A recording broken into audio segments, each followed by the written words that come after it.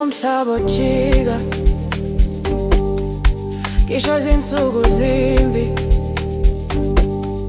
inhliziyo yami ithi njalo ngizokuthanda njalo njalo, ngizokuthanda njalo njalo, ngizokuthanda njalo njalo, ngizokuthanda njalo njalo, ngizokuthanda njalo njalo, ngikubonile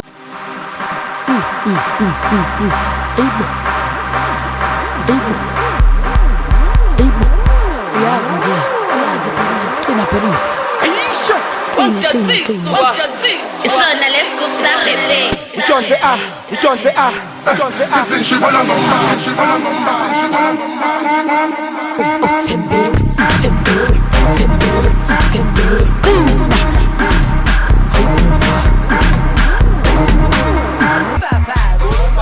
Sale paquete, buya ngiphethe into enyanyeni, ithi wow. Ay, tuba la migo. Ay leli, tuba la migo. Tuba la. Walo mculo suyimpi, nami ngisho ngempi, ngene ngenza uthongeko.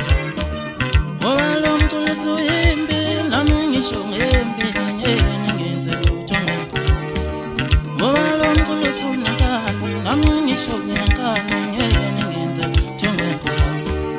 Walo mculo sunakani, nami ngisho ngenkani, ngene ngenza uthongeko.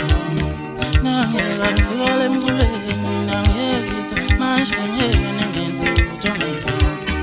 Nangeka ngifikele emculweni, nangekizwa manje ngene ngenza uthongeko. Ngiyolwela uthuwela, ngilwela ngiphinde ngibuye ngavinjani. Ngiyowela umkhomazi, ngiwela ngiphinde ngibuye ngavinjani. Mina ngiyowela umsingathi, ngiwela ngiphinde ngibuye ngavinjani. Ngiyowela umfolozi, ngiwela ngiphinde ngibuye ngavinjani. Wena lo wayethumele kimi, futhi mehlo uyangibuka. Thina lo wayethumele kimi, lo mehlo uyangibuka. Wena labe nane ngisasasela ngabo, labo mehlo uyangibuka. Nowafumanini ke balandele, nowafumanini ke bahlele, nowafumanini ke bathule. Ngiyacela ke sivule mase sivulile ngicela sitheleni emaglasini ethu ngoba izoshesha.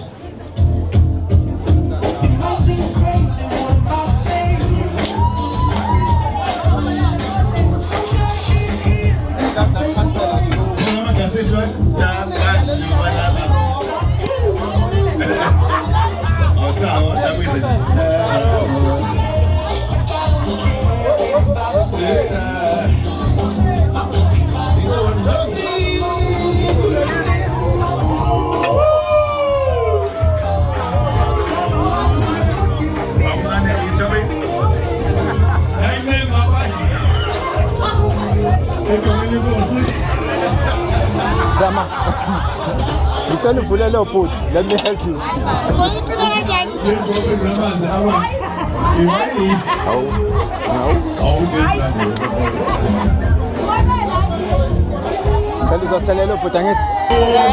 Happy birthday to you.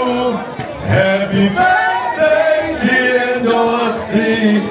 Happy birthday to you. How old are you now? How old are you now? How old are you now? How old are you now?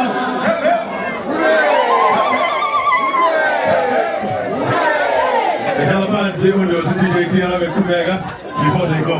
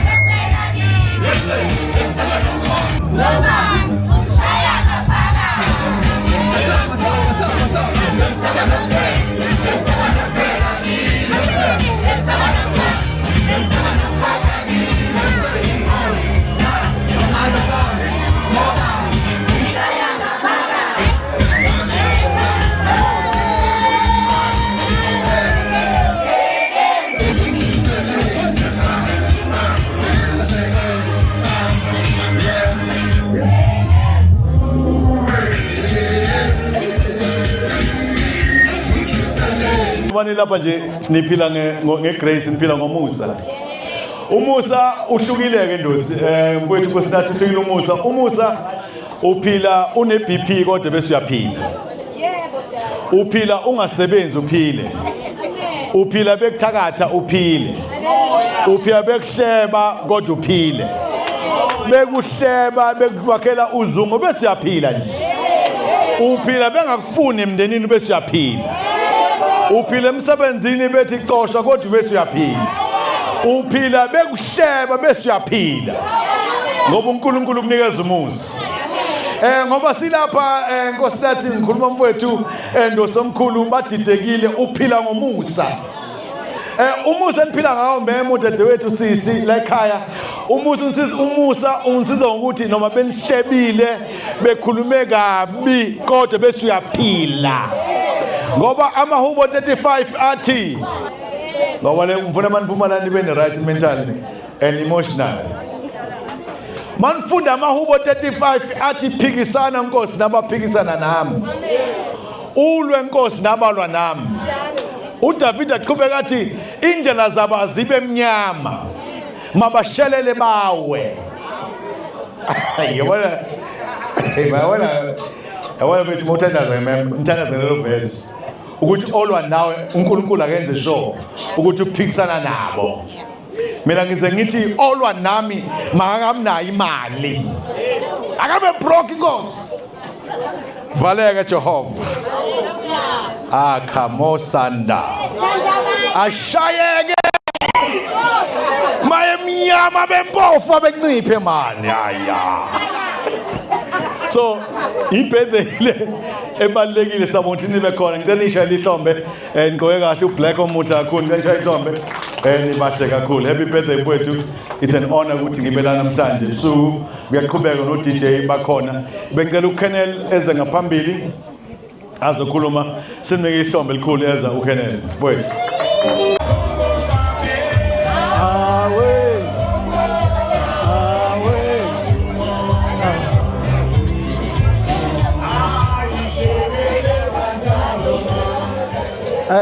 Ngiyabonga nginibingelele umndeni wakwaCele.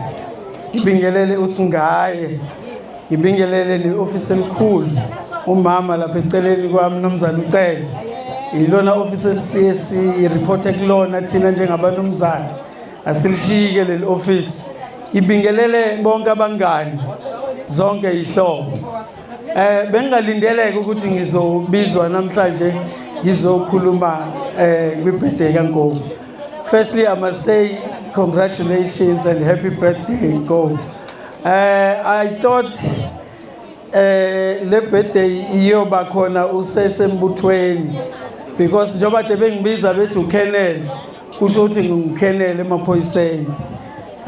Ngalesikhathi ke ngangithi but igazi will always in blue. It will never ever change.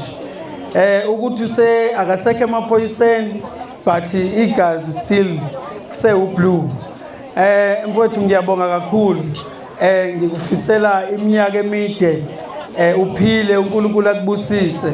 I feel honored ukuthi ngibe khona la ukuzobungaza nawe iminyaka ewu40. Unkonga ngimphethe kudala ngisala iPhathongo station commander ngaze ngahamba ke njengoba sengiseThekwini. Kodwa ke ubuhlobo abukaze kuphele yikho namhlanje ngizobungaza kunye naye ukuthi happy birthday mfowethu. uNkulunkulu anibusise iminyaka ibe mide. Ngiyabonga. Start noNhlanhla ukhona vele eduze sinike ihlombe uhlala eza ngaphambili. Umndeni kaMfowethu uCele nonkosikazi wakhe uMahadebe noZama nomndeni wakhe omuhle. Ngibingelele ozakwethu abakhona. Ngibingelele kana nakade esebenza nabo. Ngibingelele umndeni wakaHadebe. Ngibingelele umphakathi waseShobeni. Ngibingelele amaphoyisa khona izihlobo ezikude neziseduze. Ngibingelele the traditional council. Umalume ke ngiyazi ukuthi uyinduna kodwa ke khona iculo la Mfowethu ebengimcela ukuthi akaliqale ngoba uyena oyiciko kulona. Umfowethu lo umphathi wethu futhi siRenkonyeni Business Association. Sila kade ngisho ngalela langa ukuthi kumusa ukuthi namhlanje sizo celebrate i40th birthday yakhe uSimemile ngoba hayi bandla imboze nalitebelo kengena kuzona ephuma elokho engena kuzona ephuma ehla kunyukela kodwa ngoba uNkulunkulu ke nedlozi bathembekile futhi bakhona. We are so grateful and thankful because akayena umfowethu ngegama but umfethu ngezenzo, not only to me but kuthina sonke somabhizinisi. Ngicabanga ukuthi njengoba sila sizombungaza thina somabhizinisi kanye nomphakathi siyayazi impact ayenzile empilweni zethu. Siyakwazi okuhle afike wakuvula empilweni zethu ngoba akanawo umona. Akanayo inhliziyo yomona. Uyafuna ukuthi abanye abantu nabo kube khona into ekhonjwayo ekuthiwa ngayenza ngezithukuthuku noma ngokwazana kanye nonkosinathi ucela. Waphindeke waba nonkosikazi osamukelayo noma sifone ebusuku ngeke ngayisho lento phambilini ngibe phambili noma singafona ekseni uyazi ukuthi usuke efonela odade wabo kanye nabafowabo ngezimo ke ezahlukahlukene mfowethu singena ngaphansi kwamanzi singene ezintabeni kodwa uNkulunkulu wathi i40th uzoyibona. Ngihlale ngisho ke besikhuluma na ukuthi engathi abantu bangayi-understand lento yakamoya ngoba ngiyazi mfowethu umuntu wakamoya la ekhaya babantu bakamoya yokuthi yonke into iqala kamoya. If abantu beyi-understanda leyo nto bayoyeka ukwenza izinto ezimbi ebantwini, bayoyeka ukufuna ukuthi omunye umuntu akahamba ayosutha uphuthu bekushiwo asutha uphuthu singekho isidingo. Bayoyeka ukuthi afuna iso lakhe liyobona ngale kamakhelwane engabe uthatha lokuyena okuyisabelo sakhe at the moment. Siyabonga kakhulu Magayi. Igalelo lakho mfethu ngiyazi ubuye uvuka kubo wakacela uthi abantu umuntu akabongwa esaphila ngoba uyokhukhumala. Ngiyakulalela phela obukhuluma ayikho leyo nto. Umuntu uyabongwa thina siyakubonga kakhulu. Akekho ongazi ukuthi impilo zethu zishintshile ngenxa yenkani yakho nokuphokophela phambili unenkani phela. Manje ave ngizosho lave ngizoba la phambili ngikhuluma into engekho uyangazi unenkani kodwa emnandi ngoba inkani yakho isuka isiza nabanye abantu. Siyabonga kakhulu ngokusithwala, siyabonga ngokusivikela ngoba ngingalishilo ukuthi uyasivikela. Siyabonga ukuthi ubuye uthathe nasephaketheni lakho ezimalini zakacele ukuze sivikeleke. Siyabonga kakhulu umndeni wakho uzama. Ngiyazi whatever that you do nihlala phansi ni consultant. Siyabonga kakhulu ukuthi whatever that you do nisuke nivumelene eMahadebe ukuthi nakwenzeke nabantwana benu. Thokoza. Magayi ngiyam interview leqaleni igama lakhe badidekile sizizaba. Ayibadidekile ayimangqale radio ngo-April ngizobe ngithi kunjani lapho badidekile. Siyabonga kakhulu. Okubalekile yazi khona into engingayibheka ngoba nilana khona izinto enifuna ukuthi nibe nazo uma ungenayo inkani ngempilo yakho engikuyithola izinto zakho. Awuthi ngiphinde le motivation. Uma ungenayo inkani abanye abafana bazogibela phezulu kwakho. Uma ungenayo inkani njengentombazane umuntu esifazane bazogibela phezulu kwakho. Awumbokole shani ihlombe mbodo ngikhuluma nani. Yabona nje ufuna nje uganile man ube nenkani ube nenkani. Ube nenkani ngendoda yakho man. Yasebenza meshem ngintombazane awungekahlaka wow. Ngingabese nje ngizwe kuthiwa ufuna indoda yami vele ngiye-straight ngithi eyami le ndoda shem lalela la phuma sikhombisa man to man. Keep it with la ngithi yazala. Yazi abantu besifazane the way any strong ngayo. Umuntu besifazane nifaki him kunzima ihelini.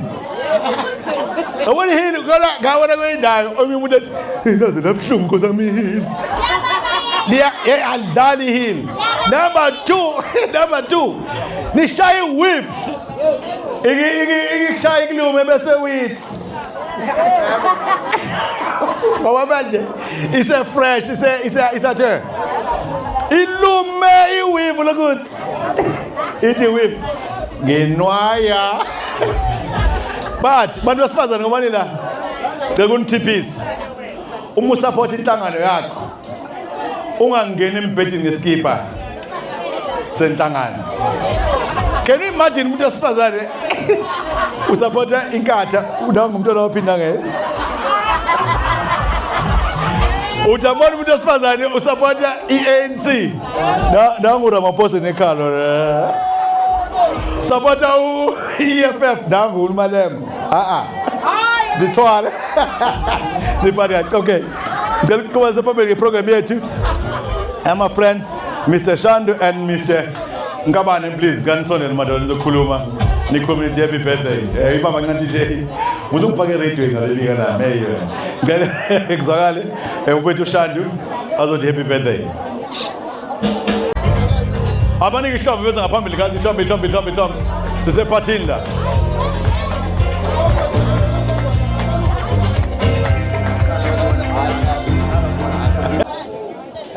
asibingelele sithathe lethuba sibingelele ngokukhulu ukuhlonipha sibingelele indoda enkulu uMagaye badidekile umkhulu fezela weyintaba iqhubeke nduna siyabingelela kakhulu uMagaye nendlovukazi eduze kwakhe siyabingelela kakhulu ngokukhulu ukuhlonipha sibingelela bonke sibingelele iReunion Business Association bonke osomabhizinisi abakhona siyabingelela amakhosi wonke umuntu okhona siyabingelela amakhansela siyabingelela nonke amen sizothi nje kuMagaye usuku lakhe sizomfisela okuhle konke iqiniso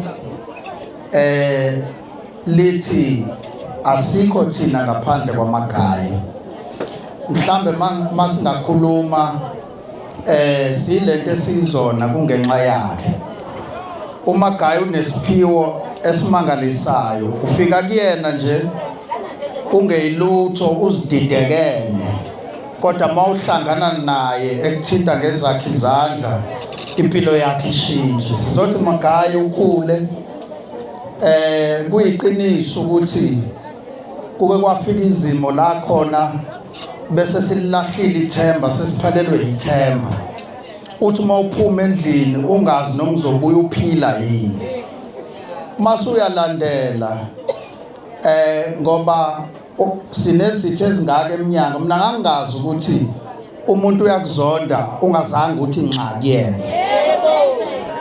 ngimdala namhlanje nangazi ukuthi umuntu angaza akuthengela izinkabi ungakazi uxabane naye ngenxa yokuthi wenza izinto yena angakwazi ukuzenza abanye benawo amandla kodwa bangabi nomqondo wokuzenza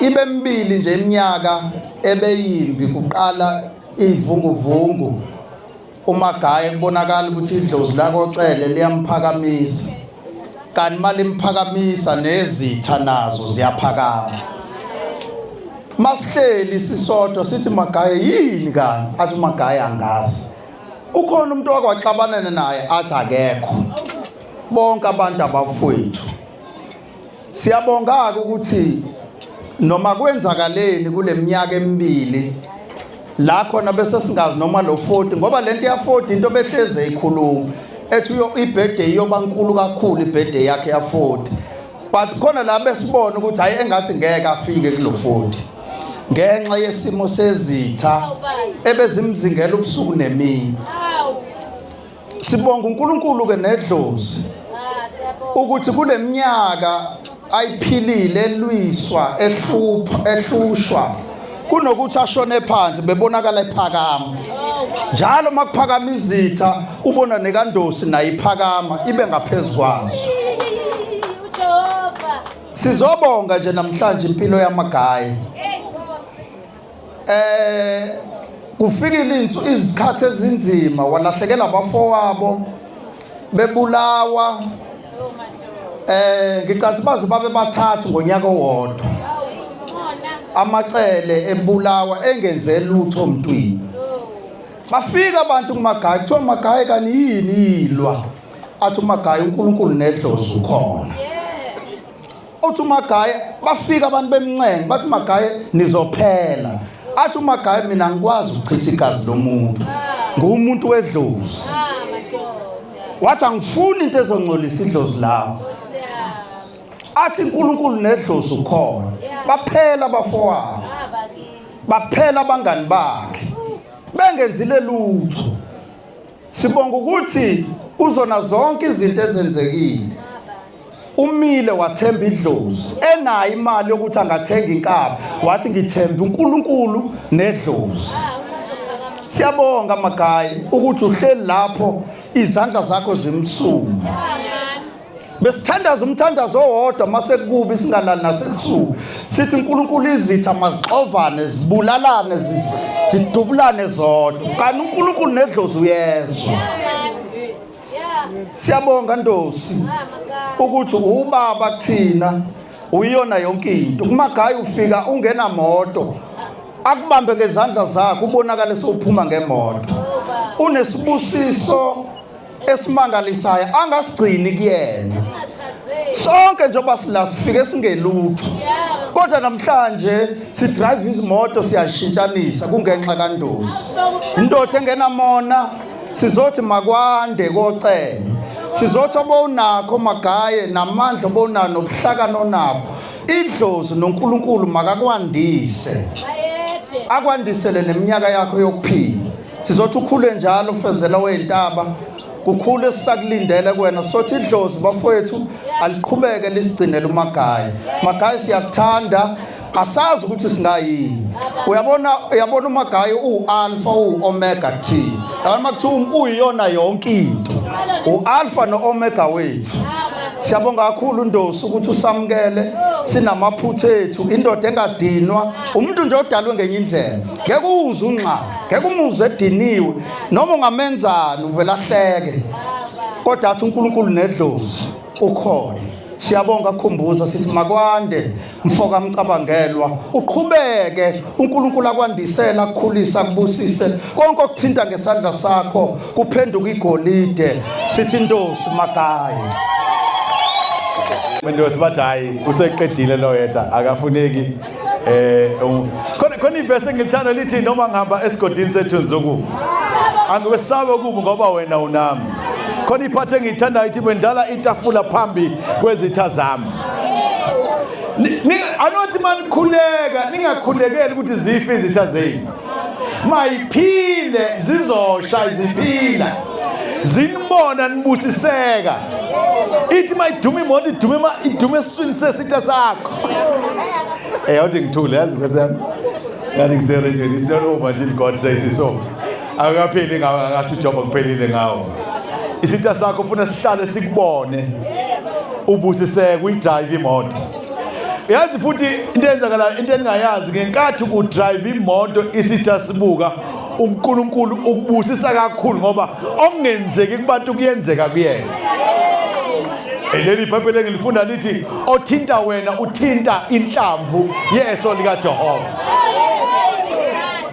Khona ozoshumayela. Badidekile. Asikadideki. Othinta wena uthinta inhlamvu yeso lika Jehova. Ebese ethi Amos sithi sami ngahleki mangiwile ngoba kusasa ngizovuka. Ngoba silasovuka sizo uJehova. Cela induna uGcaba eze ngaphambili. Okhulumela inkosi asondele induna uGcaba eze ngaphambili. Ngingakabingeleli. Bengifisa itende lingilekelele nje ngokuncane. Angithi siyazi sonke ukuthi umuntu nomuntu khona la thatha khona amandla angisho. Angithi nizongivumela. Ngicela ukuthi ngizwe ngengilakhe. Khona uma ngicabanga le ndaba kuthangikhale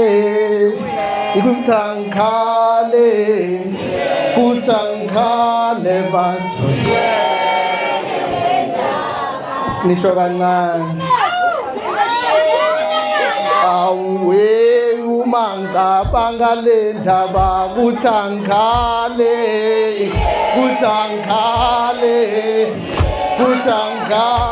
bathu uma ngicabanga le ndaba kuthangikhale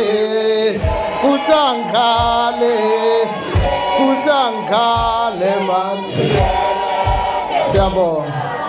Siyabonga Mhlasimbe ngokungamoshi isikhathi ngiyayibona iprogram emfushane. Umuntu kushuthi naye akabe mfushane. Ngicela ukubingelela kakhulu umndeni wakacele, umfowethu uMagaye, esingayo ihlobo zonke ke zala ekhaya eyikhona abaholi abakhona ngokuhlukahlukana neminyango makungenzeka ukuthi khona kahulumeni siyabingelela, amakhansela ngiyawabona khona siyabingelela. Kube buhlungwana ke bafowethu ukuphakanyiswa sekukhona indoda eseve yakhuluma ngalendlela ngoba wena awuzukwazi ukuthi ufike kuleyo ndawo. Mhlasimbe ngiyafisa ukuthi ngiqale ngokuxolisela inkosi yesizwe, inkosi engiphethe yakaXolo engekho phakathi kwethu ecelile ukuthi umuntu makame endaweni yayo ngokuxakwa umsebenzi ayikwazanga ukuthi isondele. Kodwa ngiyafisa ukucacisa ukuthi inkosi umuntu oseduze kakhulu noMagaye, noma naye uMagaye umuntu oseduze kakhulu nenkosi. Angifisi ke kube ukuthi mhlasimbe kube khona ukuthatheka kancane komcimbi ngokungabikho kwenkosi, kube uxakwa umsebenzi nje. Cishe sonke soba nakho ukuqonda ukuthi uma uyinkosi kuba kuningi okuyaye kube ngaphezulu kwakho kudinga ukuthi uku-attend. Angazi ke ngingaqala phi mfowethu Magaye gazi lami ngosuku lwakho olukhulu kangaka nomndeni wakho nkosikazi. Angazi manje sengimonshwe uShando washo kakhulu lokho ebesizokusho wavesane wakusho, kodwa ngiyafisa nami ukuthi kwakushilo ngingakushiyi Magaye ukuthi siyabonga mfowethu. Sibonga ngokusuka enhlizweni zethu kwayinathi usuku olwakho nje nathi sizizwa sithokozile ngokuba seduze komuntu ofana nawe.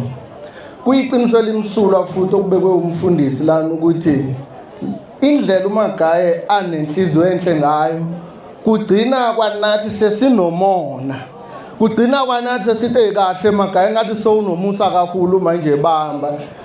Umuntu nje onohlobo olusimangaliso senhliziyo ngoba noma ediniwe umuntu ongeke uzumbone ukuthi udiniwe, noma khona into engamphethe kahle umuntu ongeke uzumbone. Khona ikhathi ushilo uShando kunezikhathi ezenza kanzima, kodwa uma umbuzo ngeke umuzwe ebiza unxa, ngeke umuzwe ethi fokofo nakho ngijwayela kabi nazi izinja, awuyizwa leyo nto. Isimanga nje yona ntwanyana Magaye mhlasimbe ofala uphinde uyifake nakuthini ukuthi wenza kanjani. Njengoba umbone encumile ngisho ngathiwa kuwile insizwa la uzomfika eyithulele nje, ngeke umuzwe engene ephuma. Kanti phela njengensizwe esiyazi ukuthi inamandla siyalindela ukuthi lapho nathi esibuka sicasuka naye akabonakala ephakamisa isikhwepha. Cha kanjalo hlobo luyisimanga lo muntu uMagaye usebenzisana ke hayi namakhosi akaXolo, cishe wonke amakhosi asondelene nawo usebenzisana ngohlobo olumangalisayo. Ikhono lakho Magaye siyafisa mfowethu ukuthi ulishiye usiphakele sona koso sifundise khona. Magaye mina lo 40 years kudala ngendlula kuona, kodwa usuku nosuku ngiyafunda mina kuwena. Indlela mfowethu onesineke nobambisana ngayo njengayo. Lezi zimoto azishoyo uShando wathi ufika uhambaze ufike ungenalutho uphume sohlele esihlalweni. Cha ngikwazi kumina lokho Magaye. Mina angazi Magaye ngajika ibe ngami lento, kodwa umusa ongawenzi kimi, owenza emphakathini, owenza esigodini, okwenza ngisho nakubantu ongabazi. Magaye siyabonga. Reverend Babuncane eze ngaphambili asiphe izwi lenkosi. Amen.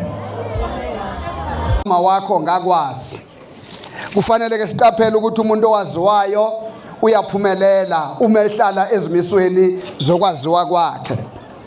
Uma uqhubeka nayo ithi ngaku ungakaphumi esizalweni ngakungcwelisa, ngakubeka umprofeti wezizwe. Namhlanje ke njengoba celebrate lolu suku engifuna ukusho ukuthi awuzihambeli wena, futhi awuhambi ngokuqonda kwakho, uhamba ngoba uNkulunkulu wakwenza wakubumba wakugcoba umprofeti walesi sikhathi. abanye ke bathi uprofeta mhlambe yilento yokuthi sibize inombolo zefoni yakho, sibize iaddress yakwakho, noma sibize amagama akho nakankosikazi wakho nezingane zakho. uNkulunkulu akakhulumi ngalo mprofeti, ukhuluma ngesimo akubeka ngaso ngesikhathi esithile. Namhlanje njengoba celebrate wena, celebrate wena wedwa, celebrate uNkulunkulu okwenzile ukuthi ube khona kulesi sikhathi. Engikuthandayo ukuthi uyazana noNkulunkulu, engikuthandayo ukuthi wena ugcotshelwe lesi sikhathi. Abanye ke bazi ukuthi uGcobo yithina amabishop, angithi phela mina ngiyibishop elikhulu. Bazi ukuthi abantu abagcotshiwe yilaba ababizwa ngezikhundla, yilaba abantu abanikezwe amaposition athile, kodwa thina sibuka ubizo lokuthi nami njengoba bekhuluma nje ngiyingcenye yomuntu osizakalayo kuwe nokusizayo nawe kwezinto ezintene eziningi. Ngakho ke siyabonga mndeni wakwaMagaye ukusizalela lo hlobo lomholi. Bangakusho abanye abathanda ukusho, kodwa thina sibuka umholi, sibuka isikhathi sakho Magaye kufanele ngiqiniseke asikho ezandleni zabantu. Isikhathi sakho sibeke ezandleni zikaNkulunkulu njengoba akwazi useseswini, wazikala nezinsuku zakho futhi wayikala nendlela yakho ukuthi indlela yakho izohamba kuphi iphele kuphi. Njengoba uhamba funeka uhambe ukhululekile ngoba okwakho ukuphila kukho ezandleni zabantu, asikulawuli nathi noma singafika sithandaze, kodwa umuntu owazi impilo yakho uNkulunkulu uthi ngakwazi.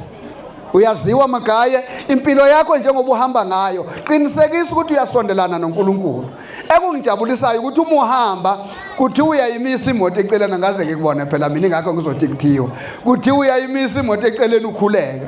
Ngike ngakubona ke kwezinye indawo na ugqokile zakho ushaya ingoma ubheke khona esontweni, ngoba ukuze ngikubone kahle kusuke ngewena makuthi esithombeni sakho ingakhali ingoma noma uhlobo luni lwengoma, nama yilethi sizoluwela uthukela siphinde sibuye, kodwa ngeke ngizwe ukuthi lezi ingoma uzikhetha ngokuzazi. Ngakho ke sithi uNkulunkulu Magaye okubekile kulesi sikhathi. Ngifuna ukukhuluma ngezinto ezimbili bese ngihlala phansi. Into ekufanele kube nayo yithemba lokuthi thina noma sicabanga noma sifisa, kodwa ithemba onalo likusondeza kuNkulunkulu. Bese uyakholwa. Ukukholwa ikona ukuthi noma kukhona izinto obhekana nazo usuku nosuku, kodwa likusustain, likunikeza ithemba lokuthi uma ngilalile namhlanje ngizovuka kusasa, uma ngivukile namhlanje ngizophinde ngilale. Leyo faith iyona namandla yokukuthatha iyokubeka la ufuna ukuya khona. Ngakho ke sizothi Magaye, dubandlela ndosivico, phila, sikhuluma isibusiso phezu kwekhanda lakho. Noma bekhona abantu abakubheka ngamehlo amabi, kodwa sithi inkazimulo kaJehova nesandla sakhe masibe phezu kwakho, aqake ngomusa wakhe ngemuva nangaphambili. Uphile eminye iminyaka usiza abantu, usize nathi, usize ibandla, usize bonke abantu abadinga usizo. Inkosi yomusa inibusise. Amen. Mike, sikhuleke kanye nawe phezu kwabo, siphakamise izandla. uNkulunkulu namandla, phinda uzibonakalisa, phinda ubabamba ngesandla sakho, phinda ubahola ngaphandle kwakho, akekho ongaphinda ubahola egameni elingelenkosi yethu uJesu kuze bephakathi. Amen. Acha esto me